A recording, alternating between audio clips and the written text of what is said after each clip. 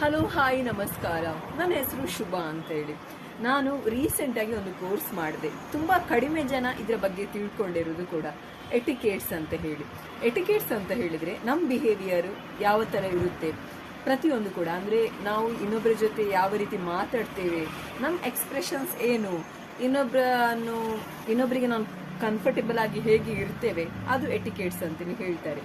ಅದರಲ್ಲಿ ಹೆಚ್ಚಾಗಿ ನಮ್ಮ ಫೇಶಿಯಲ್ ಎಕ್ಸ್ಪ್ರೆಷನ್ಸ್, ನಮ್ಮ how we take care of our self care, how we walk, how we talk and how we handle our daily routine, self care ಎಲ್ಲ ಕೂಡ ಅದರಲ್ಲಿ ಇರುತ್ತೆ. ಮತ್ತು ಈಗ ಸಪೋಸ್ ನೀವು ಹೋಟೆಲಿಗೆ ಅಲ್ಲಿ ಹೋದಾಗ ಯಾವ ರೀತಿ ಒಂದು ಫುಡ್ಡನ್ನು ಹ್ಯಾಂಡಲ್ ಮಾಡ್ತೀರಾ, ಯಾವ ರೀತಿ ತಿಂತೀರಾ, ಇದೆಲ್ಲ ಯೂಶ್ವಲಿ ಹಿಂದಿನ ಕಾಲದಲ್ಲಿ ಈ ಕೆಲವೊಂದು ಸ್ಕೂಲ್ಸಲ್ಲೆಲ್ಲ ಅದು ತುಂಬಾ ಇತ್ತು. ಈ ಕ್ರಿಶ್ಚಿಯನ್ ಆ್ಯಂಡ್ ಫಾರಿನ್ ಸ್ಕೂಲ್ಸಲ್ಲೆಲ್ಲ ಅಂದರೆ ಅವರಿಗೆ ತುಂಬ ಚಿಕ್ಕಂದಿನಿಂದನೇ